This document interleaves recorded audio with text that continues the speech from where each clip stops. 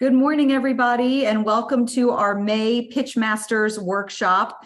We are so excited as occasionally we are honored to host Heather Lawver, who is the CEO and founder of Perfectly Pitched and Ceemo, to present her incredible workshop. There really isn't anything better on how to create and deliver a great pitch deck. Heather is one of the best, in addition to one of our partners, Inez LeBeau, who just joined. Heather is fresh off of Techstars demo day, so feel free to ask her about that at the end of her presentation. And congratulations to you, Heather, and always a pleasure to have you. Really appreciate all that you bring to the table. And just by way of a reminder, today's Pitchmasters will not have active pitches. We're here to hear from Heather and ask questions. Feel free to introduce yourselves in the chat. Feel free to add questions in the chat as Heather goes along. Myself and her assistant, Sarah, will help monitor the questions. And of course, we will leave plenty of time in the end for plenty of Q&A. So with that, Heather, thrilled to have you. Thank you so much. And I'll turn it over to you. Thank you so much for that lovely intro, Lisa. Always great to be here. Let me go ahead and share my screen. If someone could give me a thumbs up when you can see the good boy. Awesome, thank you. Okay, let's dive right in and get Zoom windows out of the way. Okay, hello again, Pitchmasters. It's so wonderful to be here with you today. Thanks again for having me. Again, my name is Heather Lawver. I'm the founder and CEO of Perfectly Pitched, and I'm excited to introduce you to the art of pitching, or how I learned to stop worrying and love PowerPoint. In startup land, two things are certain. First, every startup needs a pitch deck. And second, every founder needs to present. Yet, as vital as these two things are to every startup's future, why did they remain such a mystery? At Perfectly Pitched, we're determined to help founders like you demystify the pitching process using our unique tips, tricks, and methods that we'll go over today. Tips and tricks, which, by the way, have helped our clients raise over $14 million in less than 2 years. Best of all, that money was raised by 97% underrepresented founders. So let's dive in and increase your odds of getting funded too. To get started, let's take it back to the very beginning and talk about the goal of pitching. Lots of people will think, oh, it's to make money, to have investors fire up that money gun in your general direction. Actually, while money is wonderful and necessary, and yes, definitely part of the pitching process, it is not, in fact, your primary goal, because getting that money, that investment, is dependent upon your ability to be understood. Over the course of this class, I hope to help you figure out how to present, to best explain who you are, what your business does, and what you need to succeed, to be fully, easily, and completely understood, so that yes, you'll make it to the stage where someone fires up that money gun in your general direction. Now, let's begin. In order to be understood, before you ever open up PowerPoint or Keynote, I want you to start with what I call the stoplight check-in.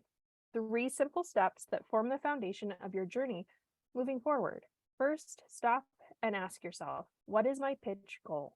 What is it I want my audience to understand? When they do understand whatever that is, what do I want them to do with that information?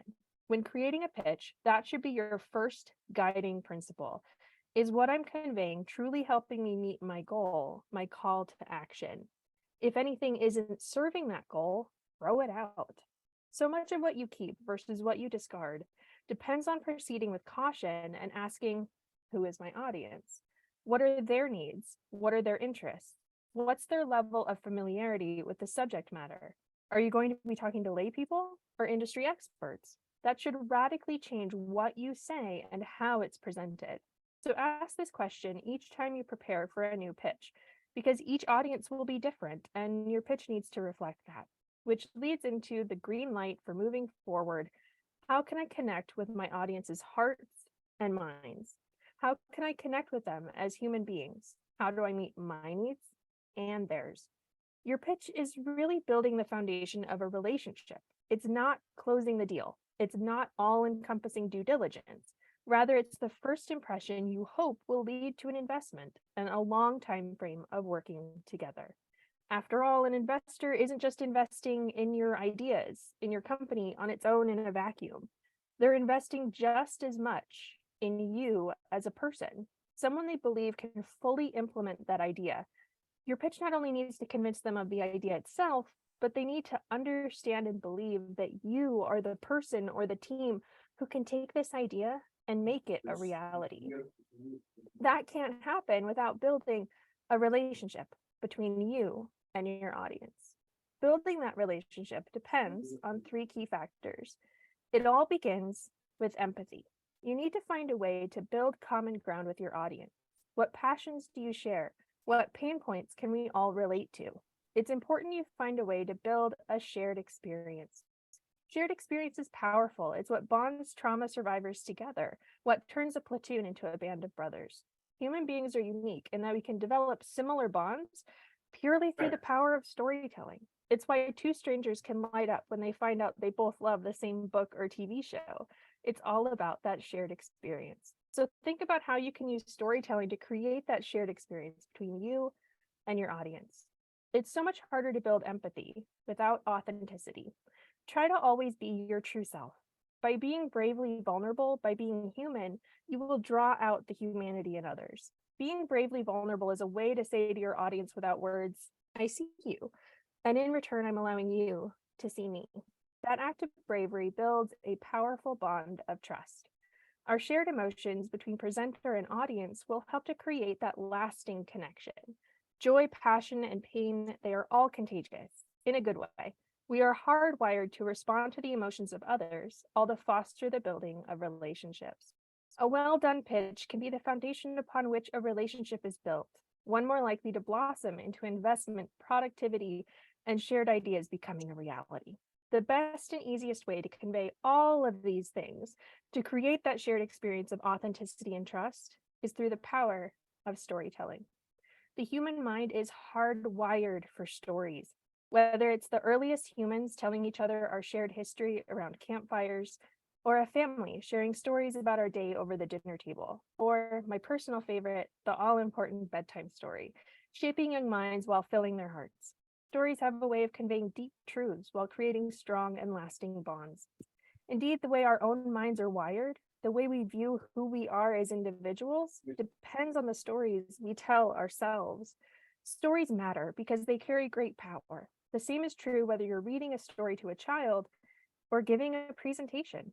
As the saying goes, tell me a fact and I'll forget.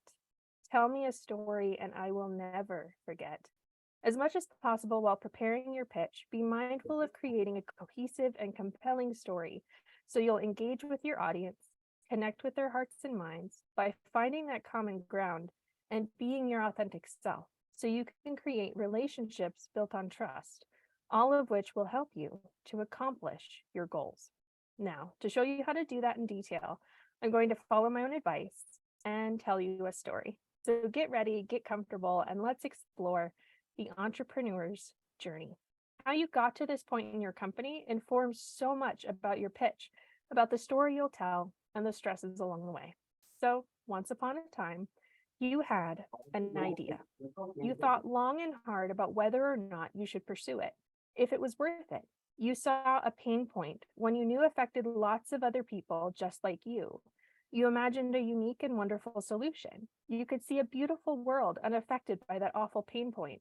You knew the market was hungry for a solution, giving you plenty of potential for growth. You figured out why you are the person to solve this problem. Maybe you even have a team who could help. Lastly, you figured out what resources you'd need to be a success. You thought about all of this and decided, yes, I can make this happen. And with that, you moved from idea to adoption.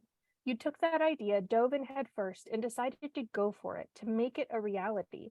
With you and your baby of a company, you moved forward, made the investment, and started on your journey. Now, if you're anything like me, this phase, it can be so exciting, downright intoxicating. It's very, very easy, just like a kid on a sugar rush, to run up that hill so fast that you leap right over an unexpected cliff and crash right into burnout ravine. It's just like hitting a tiny pothole, which is a mild nuisance to a slow-moving car. But that same pothole can spell disaster if you're a race car driving at upwards of 100 miles an hour. The faster you're moving, the easier it is to crash and burn out. But all is not lost. If you're able, if you're determined, if the stars align, you'll pick yourself up, grab some crutches, and reignite that passion. But this time, you're going to temper it with a little bit of patience and wisdom. Now, with that little bit of patience and wisdom, you learn from your mistakes, you adapt, and then you begin to scale, to implement your plans, to begin recruiting investors, climbing that first hill along the path to the highest peak of that mountain, where success awaits. Finally, after that long, hard, difficult, emotionally draining climb, at long last, you reach the first summit and achieve enlightenment. You are Abraham on the mountaintop, seeing all of history and everything to come. You can see everything, both the past and the future. It's beautiful and glorious, both in its entirety and down to its smallest detail. When you think about telling your story in a pitch, you just know you have to tell it all. Anything less, and well, your audience just won't get it. They won't see the beauty that is everything. So along comes your audience. It's time to pitch your company, to tell that perfect, all-encompassing macro view of a story, but you only have 10, 5, or worse, only 3 minutes in which to pitch. What are you going to do?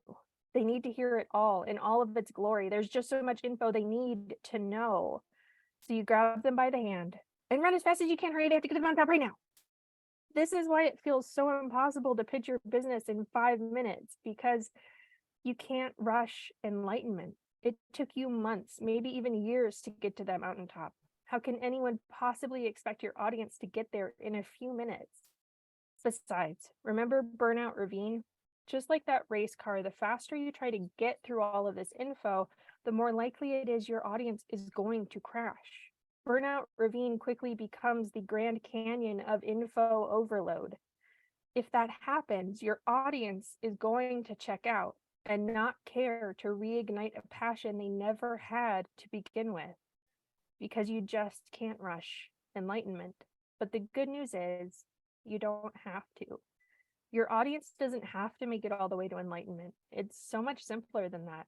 When it comes to pitching, all you need to do is get your pitch audience from idea to adoption, while making sure they trust and believe that you are perched on that mountaintop, seeing everything there is to see. So many founders think, how can I squeeze everything I need to say into my pitch? I want you to flip that on its head. Ask yourself, what is the bare minimum I need to say to get my audience from idea to adoption? If you do that, then all those other steps in between, they can just go away, because all you need to focus on is how efficiently you can get from idea to adoption. Now, how do you get them there? The exact same way you got there. Remember all those questions we talked about that you asked yourself when you first began your journey. Those are exactly the same things you need to cover in your pitch. If we sandwich those between an intro and an outro, you suddenly have every chapter necessary for a killer pitch. It all starts with an introduction. Who are you? What company do you represent? And a one-sentence slogan that provides an introductory summary. It's the micro elevator pitch that lays a nice foundation of context, telling the audience what sandbox we're playing in today. And don't forget to include your name and email address so they know how to reach out if they want to come play in your sandbox. Next, a compelling problem. What's wrong with the world today? How many people are affected by it? Make it compelling, make it emotional, make it human. Next, your unique solution. How do you solve that exact problem? What makes you different? How much better will the world be because of it? Make this your Wizard of Oz moment, where the world goes from drab and dark and that awful problem to bright, happy, and colorful with your solution. That then leads into market and financials. This is just enough of your business acumen to convince the audience that you're the enlightened guru on top of the mountain, seeing all and developing plans for the future. Hammer that point home by explaining why now and why you. Why is now the right time to take action? What will they miss out on if they don't jump into your sandbox right now? And why are you the person, the team to make this happen? When someone invests, again, they're not just investing in the idea or the product. They're investing just as much, if not more so, in the people they believe will make it a reality. The penultimate piece of the puzzle, your ask for your future. What are the resources you need in order to reach your specific goals? No matter where you're pitching or why, always, always have an ask, but it doesn't have to be money. Oftentimes when we ask for money, it's in order to hire help. What if you just asked for the type of help you need? Sometimes if people aren't able to give their money, they can still offer their time and talents. So don't be shy. Ask for whatever it is you need, because you never know who in that audience will be the key to opening the next door of opportunity. After all of that, don't ever forget to conclude with a grateful crescendo. Remind them of that compelling problem and help them feel the emotion of rising to that mountaintop of success, where the world will be so much better off because of what you could do together. Thank them for their time and leave them with that positive, memorable impression that you're that enlightened, humble, and grateful guru on the mountaintop, someone they want to work with, someone eager to welcome them into a better, brighter future. If you can convey each of these things, you will get your audience from idea to adoption. Now, once you get your audience to adoption, that's when they'll be so excited that they just have to come talk to you. You'll start having conversations, follow-up meetings, due diligence, all that good stuff. It's during that process when you, in essence, give them a hang glider so they can have a nice, gentle ascent to the mountaintop where they'll join you on the rest of your journey. Now that you know your pitch only needs to get your audience from idea to adoption, it's time to cover getting from idea to adoption in a standalone pitch deck that's being emailed to someone to read at their leisure versus you giving a presentation, speaking to an audience, whether you're standing on a stage or over Zoom like this. More often than not, entrepreneurs treat these two as one and the same, but they're entirely different mediums. To me, it's like comparing reading a book versus watching a movie. They're very, very different experiences, even if it's the same story. And yes, that's little 16-year-old me in a photo from when USA Today covered my very first company. Now, when it comes to standalone pitch decks, I want you to think of it more like a booklet or brochure that's designed to be read alone at the audience's leisure with no other input from you, because it contains all the needed information in order to get that reader from idea to adoption. It's an entirely self-contained little capsule about your company sent out into the world to tell your story while you're off doing other stuff. This is often the piece that gets you the meeting with the potential investor, where you can then give your presentation. Now, reading a pitch alone is a much, much different set of circumstances than when you're giving a presentation, either on a stage or over Zoom. Suddenly you have a wealth of tools you don't get in a book. In this format, you get to engage both sight and sound, maximizing the many different ways that human beings learn and retain information. This helps you to create a cinematic experience that's focused on you and your company as the stars of the show. It's presentations that I'd most like to focus on for the remainder of our time, as they're usually the most often misunderstood and usually the most stressful. They can appear to be a complex puzzle, one you're unsure how to build because you aren't even sure what the pieces are or what the end result looks like. I hope to break it down for you by explaining what I like to call balancing attention. Giving a good presentation is much like a juggling act, except instead of juggling brightly colored balls, you're juggling your audience's attention. That attention needs to be carefully and meticulously managed, split between you as the presenter and narrator and your slides. You are primarily an auditory source, while your slides are a visual source. This presents its own challenges to your juggling act because the human brain naturally focuses more of its energy on visual stimuli. The vast majority of our brain's processing power is devoted to interpreting signals from our eyes. 90% of the information being absorbed by our brain is processed visually. This means in order for you, the auditory source, to be the star, you have to be exceptionally careful in how you plan your slide deck in order to ensure that you remain the star of the show. Think of it as making sure every bit of that 90% of visual stimuli is there to serve you, to reinforce you, rather than distracting attention away from you.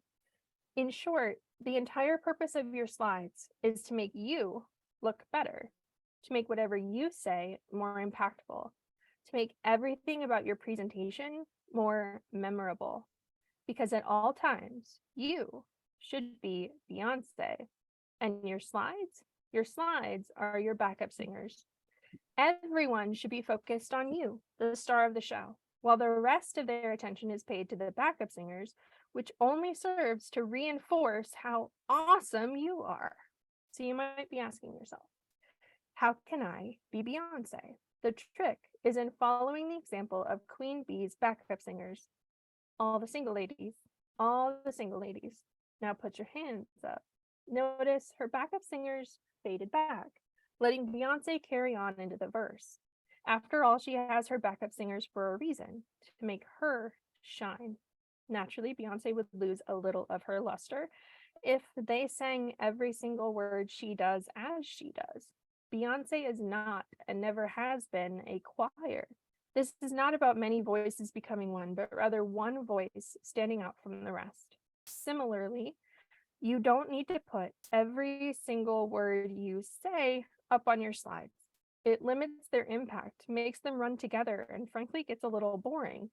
After all, this is not merely a projected printout of your script. It's not a teleprompter. Instead, reserve your backup singers, your slides, for the hook, the chorus, the catchiest bits of an earworm you don't want forgotten. Use your slides to highlight certain impactful keywords or visualize meaningful concepts and statistics. Whatever you want to really drill into those heads, that's what goes on your slides. Think of it as a sporadic echo, a visual scaffolding to highlight and reinforce your most important statements. Finally, there is one deadly sin that backup singers should never, ever commit.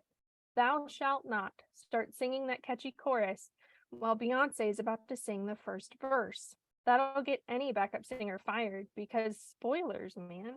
No one wants them, whether it's a TV show, the big game, or your slides. Don't ever let your slides get ahead of you. Now, let's take a look at the Beyonce principle in action. Generally speaking, for the majority of your presentation, you should have 75% of your audience's attention on you and 25% on your slide deck. Every so often, you can shift up that balance for the sake of powerful imagery to create extra memorable moments. But the point is, it should always be deliberate and planned. Attention must be wielded as a tool, harnessed and directed for maximum impact. That said, most of the time, the audience's attention should be managed to highlight you. Just like with your backup singers, the catchiness of your song depends upon maintaining this balance to ensure your audience is both engaged and absorbing information easily. The balance is maintained by ensuring your slides always visually represent whatever you are currently saying. When the narration matches the visual, what the audience hears and what they see effortlessly matches, ensuring they easily understand, comprehend, and remember everything you're talking about. In short, you aren't making them work for it. Information is flowing freely and easily. This balance goes awry when the narration either no longer matches the visual, or worse, your slides start getting ahead of you, showing seemingly disconnected and confusing images that have nothing whatsoever to do with what you're talking about at the moment. Or in other words, spoilers. All of this confusion means the audience isn't listening to you at all anymore. They're too busy thinking, did he click the wrong slide? Did I miss something important? Is the puppy going to wear the turtleneck? I mean, I'd pay to see that, but what's with the windows? I am so lost. At this point, you could be saying that you know the true meaning of life, but no one's going to hear it. They are so confused, you might as well not even be on the stage at all. No one in history has mastered the Beyonce principle better than Steve Jobs. Does the turtleneck make sense now? If this were a regular presentation, your audience's little aha moment would also be distracting them from what you're talking about. But anyway, when Steve Jobs introduced the iPhone, he famously filled the screen with the iPhone and only the iPhone. This ease and simplicity of pairing spoken word with immediately connected visuals is precisely what made Steve Jobs so revolutionary. To illustrate just how radical his approach was, let's contrast him with Bill Gates. It's just so busy. First off, not only does your eye not know where to go first, but it's literally chock full of spoilers. When he starts out with the first item, People Network, he's talking, but the audience isn't listening to him. They can't help but read ahead. It's human nature. Half the audience is now wondering what the heck Other Experiences for Microsoft and Others is all about, while the other half is distracted by that sweet iMac in the corner. Now, whatever Bill's saying is going in one ear and out the other, because it's just too much. When everything is up there, nothing has impact. So let's go back to Steve Jobs. Whew, so much better. When Steve had a vital piece of information he really wanted you to remember, he put it front and center, no distractions. Literally all of your attention is on Steve and that number, 499. In that moment, he is Beyonce. He is the star of the show. He is masterfully guiding your attention right where he wants it, telling his story to its fullest potential. Whenever Steve had more information to convey, he always did so in a clear, organized, easy to follow pattern. Your eye knows exactly where to go and what's being talked about. But what's more, Steve never showed the entire list at the beginning. He understood spoilers. This is how he started. He introduced you to what he was talking about first, the iPad.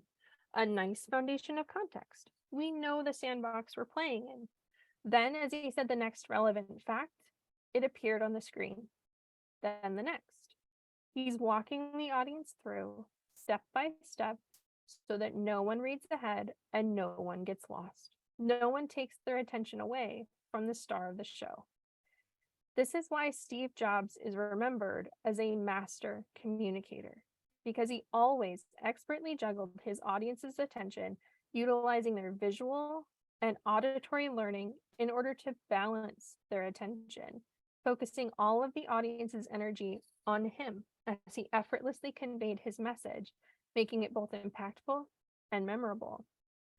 This may feel like a huge legacy to live up to, a massive bar to reach, but you can do it. Just like juggling in real life, this skill can be learned.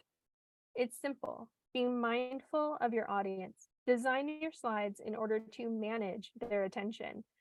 And never forget, you're already Beyonce.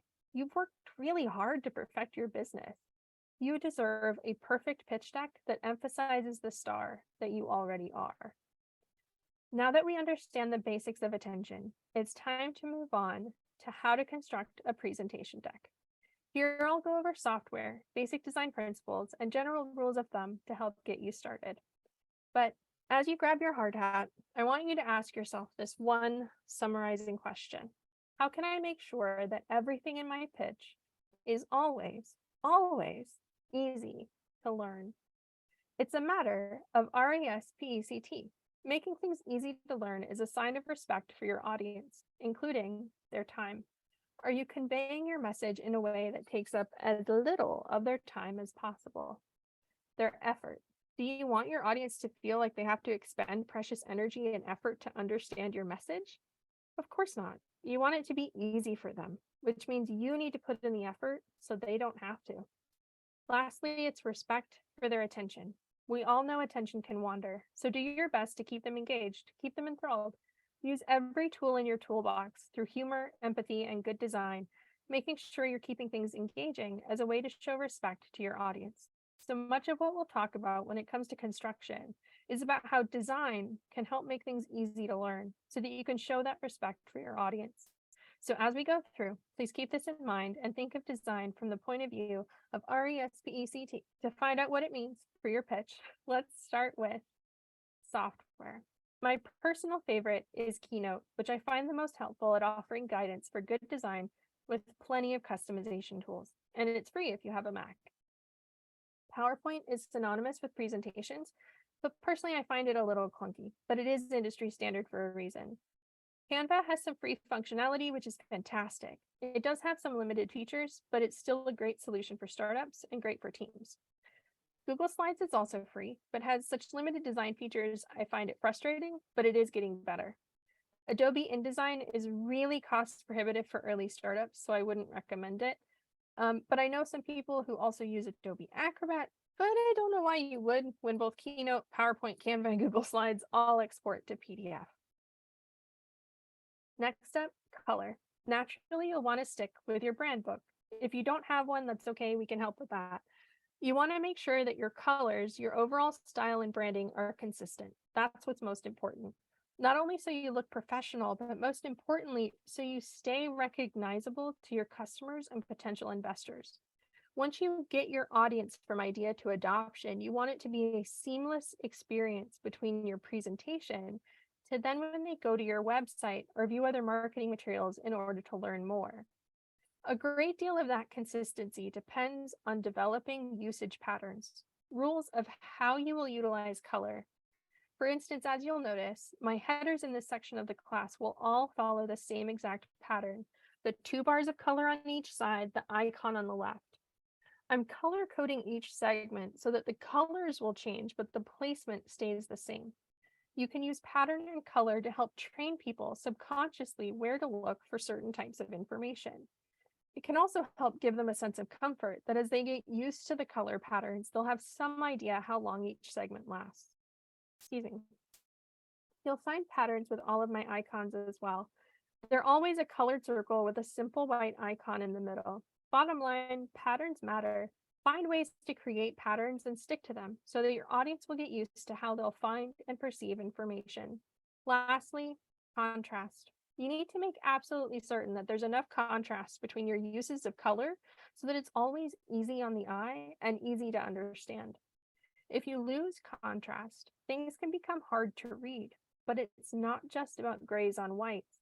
It's also about color on top of color. That's not only hard to read, it's kind of painful to look at. So let's get rid of that. So much better. In short, be very careful how you use your colors to make sure they're always readable, clear, and looking their best. When it comes to fonts, there are a few good rules of thumb. Text that's too small can't be read. It probably looks okay-ish here on Zoom, but it's still not great. But what if you're presenting in a conference room or a ballroom? Remember, RESPECT. Make sure you're not making people strain to read what you have to say. So when you're designing text, it may look just fine when you're sitting right in front of your monitor. But when you're designing your slides, I'd like you to stand up from your desk and take 10 steps back. Chances are small text will be a distant, unreadable blob. Make it bigger, make it simpler, make it easy. If text is too small, it simply won't be read.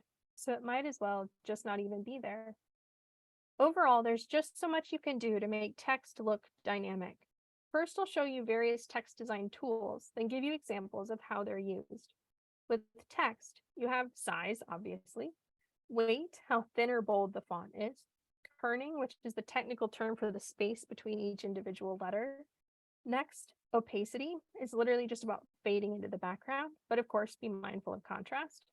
Then you can change capitalization styles, like with small caps and all caps. Don't use that last one too often, but it's great for headers and emphasis. Now I'll show you a single sentence presented multiple ways to convey different meaning and provide visual variation. I can make it happen. Here, using all caps is emphasizing the word happen, obviously. But what if you want to emphasize something else? Let's use weight. I can make it happen. Same goes with opacity. By fading out everything but the word we want to emphasize, it's popping out and has the most visual impact.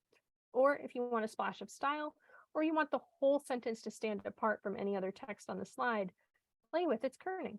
These are all great examples of one of design's biggest goals. Directing the eye. Purely through design, you want the audience to subconsciously know where to look at any given moment. That means thinking about it consciously as a designer. So decide what's most important at any given moment, then make sure you give it the most pop. The next component is honestly the most important and underutilized tool in the design toolbox. Imagery, specifically your icons and photos. Their importance cannot be overstated. Why? The human brain processes images 60,000 times faster than text. 60,000, that's huge. When you take that fact and combine it with what we discussed earlier, that 90% of the brain's information is absorbed visually, that means icons and photos are truly your most valuable asset at conveying information and making sure that information is retained by your audience. Combining words with images goes a long way toward helping your audience remember the information you're trying to convey. When it comes to our memories, words are stored in short-term memory, while images bypass that and go straight to long-term memory. There's even more power when the two are combined. When words and images are presented together, learning retention increases by a whopping 400%. This is why presentations are such a valuable tool, and where icons and photos can become your most important allies. Try to find ways to highlight your most important keywords and make them stick by pairing them with a matching icon or photo. With all of that said, how should you choose your icons and images? To help with that, I'd like you to play a little game similar to 6 Degrees of Kevin Bacon, except instead of a classic B-list movie actor, we're talking about the degrees of separation between your concept and its visual representation. You want as few steps between them as possible in order for everything to be easily understood. If you're talking about something concrete, like an object, it's easy. Talking about ice cream sundaes, ta-da, there's a banana split. With only 1 degree of separation, concept and visual are perfectly blended and everything's easily understood. Where it gets a little harder is with more abstract concepts, like back when I was talking about authenticity, trust, etc. Try your best to find abstract images that still convey the general feeling with as few degrees of separation as possible. For authenticity, that has 2 degrees of separation. We were talking about being your authentic self, so I went with something that looked vaguely like me since I was talking. Concept to me to image, 2 degrees of separation.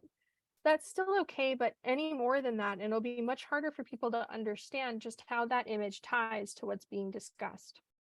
Trust is a little more straightforward. It's 2 people coming together in a handshake with a sense of mutual love.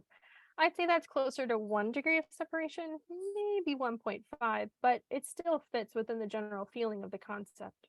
So when you're choosing an image, think through, how many steps is it between concept and visual representation? If there are too many steps, just stick to words, because the wrong image can be detrimental, confusing, and distracting. When it comes to icons specifically, the biggest advice I can offer is to avoid using multiple different styles of icons all in one presentation. Not only does it look really messy, but it's also just visually confusing to the audience. Typically speaking, the simpler the icons, the better, but there are always exceptions to every rule. Bottom line, it's important that no matter what you choose, that they suit the style of your branding and that you keep them consistent. When it comes to photos, please don't be afraid of using stock imagery. They're not all as bad as the cliche woman laughing at her salad or hide the pain Harold. If you know how you want to visualize your concepts, if you look very carefully, you can find lots of beautiful options for free. You can find anything from happy kids to adorable illustrations, photos from the past, or futuristic textures, messages of inspiration, or editorial beauties. You can even take it a step further and make it look like you took the photos yourself by carefully matching them to your own branding, changing their look and feel, or just drawing right on top of them to create something entirely unique to you. It's a great way to level up your use of stock imagery to make it especially unique. Lastly, just as it's important to have high quality photos, it's equally important that they're carefully placed. So much of design is both making it easy for the viewer, but also making it appear that everything was placed thoughtfully, deliberately, and carefully. Basically, you want to avoid it looking like you just copy and pasted random images into a white deck or stole a graph you found off Google Images. Just because it's on the internet doesn't mean it's free for you to use. Please learn about photo and font licenses. There's also logo placed without bothering to find a transparency, let alone worry about if it's centered or not. Or the biggest sin of all, grabbing a stock image you didn't even pay for. Notice nothing about this looks like any effort was put into it at all. Nothing there to say, I thought about this. They're not aligned in any meaningful way. No rounded corners, nothing to match your branding. They're just dropped there. Wait, I take it back. There is something even worse than the stolen stock photo. the horribly pixelated tiny photo blown up so you see every bit of compression. Oh, that one hurts my heart. Again, show your audience you respect them and that you respect paying for artists' time and talents, and try to make it look careful and deliberate. Here are some examples of ways to make photos look deliberate. Add some kind of subtle framing. Nothing too crazy, just a little tiny something. Next, round the corners, or if it suits the image, round it off entirely into a nice circle. If you have a specifically shaped block of text and a specific space for a picture, crop the picture to fit perfectly inside that space. If you don't know how to crop images, that's okay. Canva can do it, PowerPoint, Keynote, all of them have crop options in them. All of these image tricks will help your content look more carefully designed and more thoughtfully considered. Notice, they're all carefully and evenly spaced, which brings us to the final piece of the components puzzle, margins. Margins are all about what's known as negative space. It may sound like a real downer, but trust me, it's a happy thing. This is where math intersects with design. Negative space is about your design elements and the space up and down, side to side, and in between, going all around each of the elements in your design. If you notice with our examples, the distance from the top of our pink boxes to the next element above it is precisely the same as the distance from its bottom to the edge of the screen. That distance is also exactly the same as the space between the two boxes. Naturally, not everything can be the same all the time, but you can still mirror measurements where you can. Side to side measures exactly 475 pixels in both directions. If you're having a hard time measuring things, some software like Keynote, PowerPoint, and now Canva can show you exact placements based on pixel counts. Or you can cheat a little by creating handy measuring boxes. I'll add them to my screen, move them to where I need them, size them to measure the gap, then move them around to make sure everything lines up. Then away they go, leaving behind a well laid out slide. Here, negative space is providing balance and precision, all to please the eye and make it that much easier to absorb information. Now, watch how bad it looks when things go awry. There's literally no rhyme or reason to why these elements are now asymmetrical. No two margins are the same, nothing matches, nothing flows. It looks like things were just dropped randomly without thought. In several places, it feels cramped. Believe it or not, tight, uneven margins have a significant emotional impact on the audience. They're known to increase anxiety and make people feel uncomfortable, rushed, or claustrophobic without even knowing why. Think I'm exaggerating? Filmmakers use this to their advantage all the time. Alfred Hitchcock pioneered classic horror filming techniques based on the psychology of margins and negative space. Next time you watch Psycho, notice how when the famous shower scene starts out, there are generous margins in symmetrical shots. Things start to get a little tighter, but they're still symmetrical and even. At the first sign of trouble, we're starting to get a little off balance, but we still have well-placed symmetry with mirrored balance, each subject balancing out the other. But then the threat appears. We're well into asymmetry now. The camera is tighter, the classic scream now asymmetric on the opposite side of the screen. The camera's getting tighter, the cuts are getting faster. She's in the center, but the knife, the attack, the world off kilter, that's all off to the side. All symbolism and symmetry and margins. Now the cuts are frantic, the camera's unbearably close, nothing is centered, everything's off kilter until finally the deed is done, the woman is dead, the world's no longer upright, no longer perfectly balanced as it was. Horror films use these techniques to this day, and it's all based on the psychology of margins. So please keep an eye on yours. Just like human beings who don't like to be cramped in small confined spaces, design elements don't like to feel cramped either. So make sure you always give them a little space. And just as I'm sure you don't want your audience to feel even remotely like this, try to find symmetry and balance wherever you can. Again, not everything has to be 100% exactly the same symmetrical. You just need to make sure if you introduce a design element or if you use a specific margin width, make sure it's mirrored somewhere else. That's all it is. Consistent breathing room paired with symmetry and balance, all to make it as easy and comfortable as possible to learn. Now that we have our entire component skill set of software, color, font, imagery, and margins, it's time to get out our blender, combine everything we've learned thus far, sprinkle in a little seasoning with all the philosophies of Beyonce, ease of learning, and so forth, then whip it up to create our slide deck layout. When creating your layout, I'd like you to think in terms of anchors. Each element you create is a kind of visual anchor, a way to reassure the audience so when they're looking for information, they always know where to go, even if it's purely subconscious. Your first anchor is your header, being sure to bake in some way to differentiate it from the rest of the slide area, either through typography alone or maybe a unique change of color, or some kind of defining shape. Your header could go on the left, on the right, or in the center, but I prefer the left as we naturally start there, given that we read left to right in this part of the world. Regardless, whatever you choose, use it, stick with it.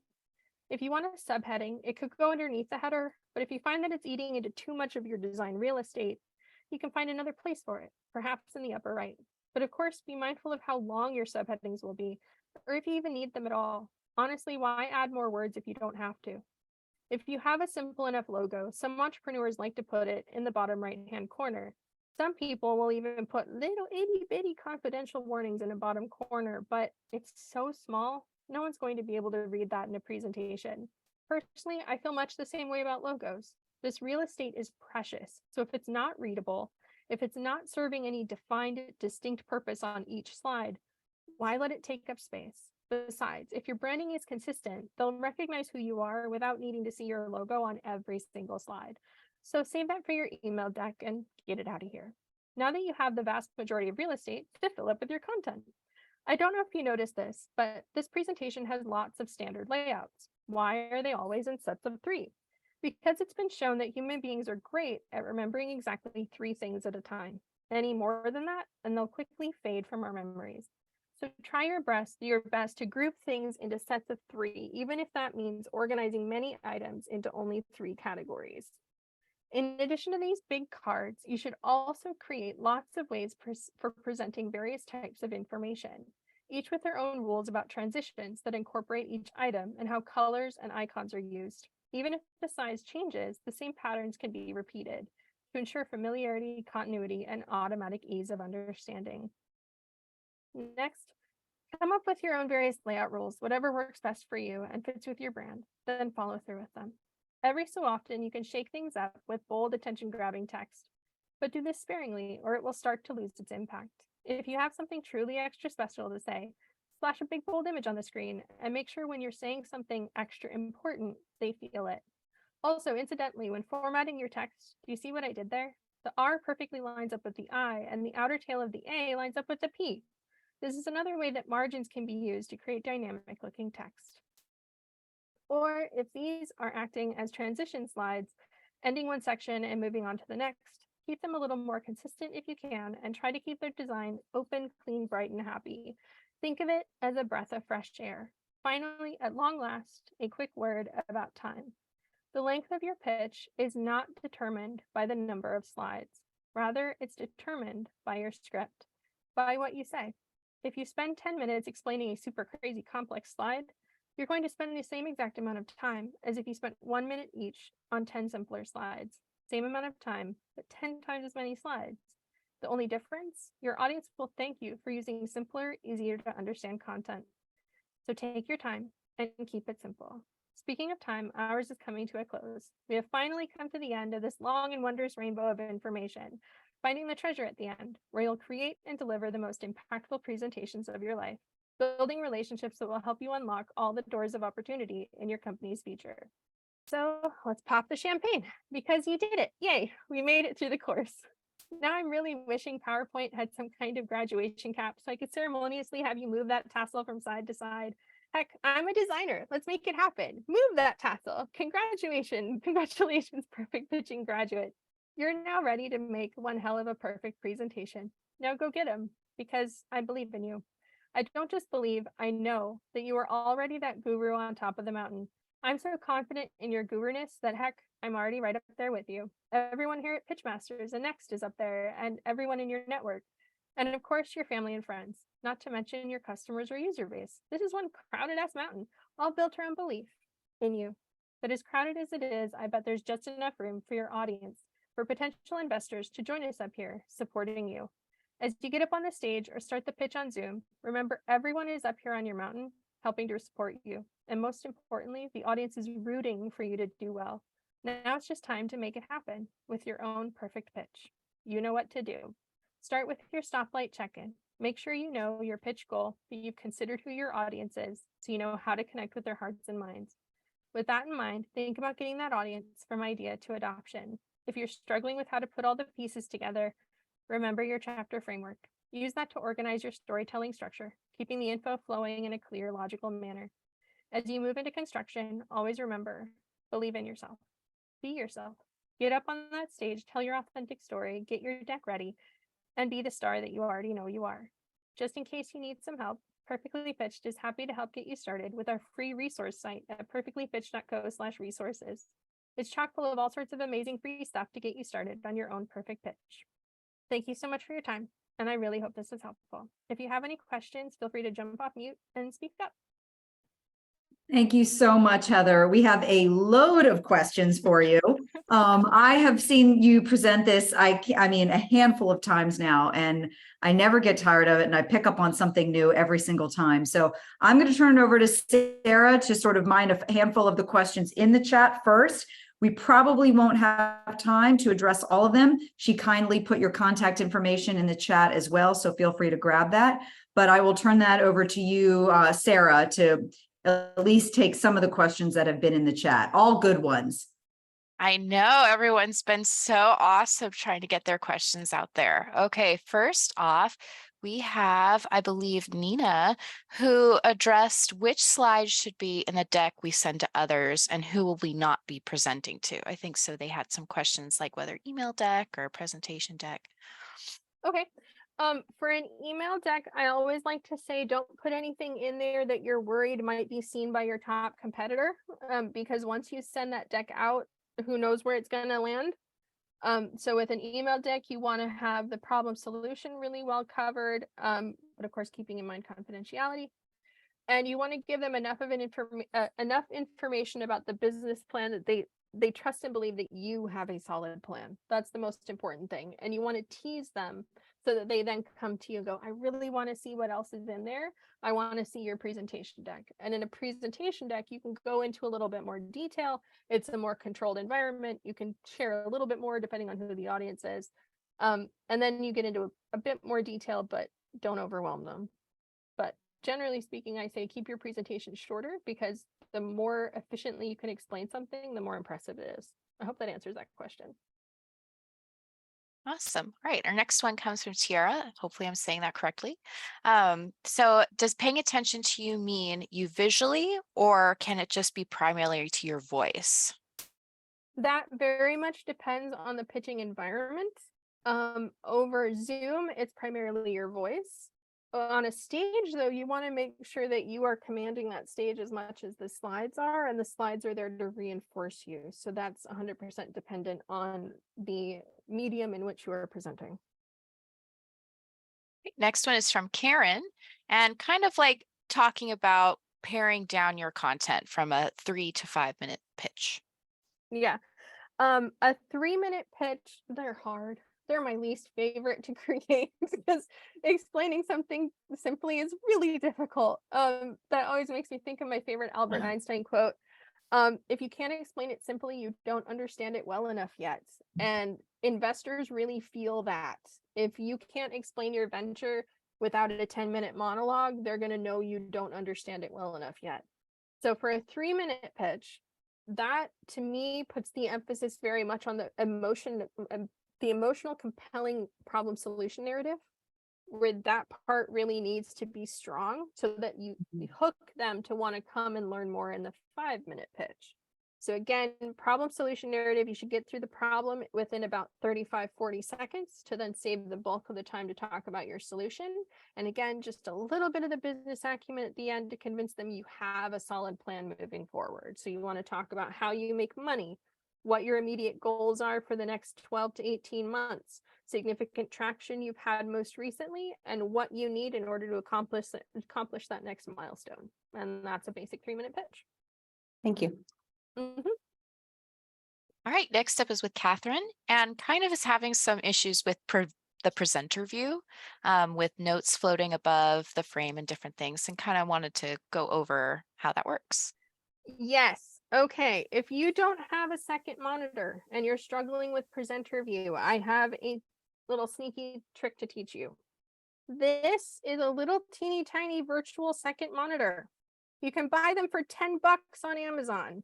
You plug them into your computer as long as you have some kind of HDMI port, or you can buy a USB dongle that adds an HDMI port. It will create a virtual second monitor on your desktop. so that you can present within the second monitor window, share that on Zoom, and you can still see your notes and everything else and read off of it the entire time. That reminds me, I've been meaning to add a link to this to the resource page, so I will do that later today so you can find it. That's awesome. But yes, this is a lifesaver if you don't have a second monitor, or totally worth the investment. You can spend 90 bucks on Amazon and buy a little portable monitor that plugs in, and those are a lifesaver too. So depending on the resources you have available, $10 to $100 solution will solve that presenter view problem for you. Right. And then back with Catherine, also wanted to add on different capacities, creating multiple presentations for multiple different audiences. Yes, that is always a challenge. I always like to create the way my process works, but everybody's different. I like to create the presentation version first because I find that writing the script together with the visual helps me to process what I want to say. And once I create the 5-10 minute version first, then I know what's in there. Then the more you practice it, you can cut it down to 5 minutes. And then once you really know it, you can cut it down to 3. And then from that, you can go, okay, what is the most important part of the script? How do I add just enough to that to make it an email deck? But then by the time you've created all of those, you should have a wealth of slides available that then at any given moment, you know, okay, I'm going to go pitch to some experts. I know I can leave out some of the explanatory slides. Or, oh, I need to go talk to lay people. I'm going to take out the highly technical slides. So by the time you work all the way through that, you should have all of the ingredients necessary to edit on the fly, if that makes sense. Okay, and I think we've 2 more got minutes. awesome. I think we've got about 1 or 2 more questions left. Tiara comes back with another question about law of thirds for photos relative to symmetry and balance. Okay. Kudos to you for knowing the rule of threes and the law of thirds. Awesome job there. Okay. That is where I love to so many ways to take that question. Okay. Sometimes it's great to like cut your slides into visual thirds and put like an image over here and then leave 2/3 for the content, or flip that around depending on how much content you have. Did they go into any more detail about what specific they were asking about with regard to that? Not in this comment, but if they want to hop on mic and maybe Yeah. ask their question a little more thoroughly.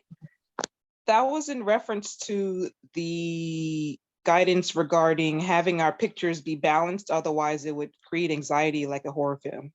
Yeah, so that is mostly about making sure that you have enough breathing room around whatever imagery or objects you have.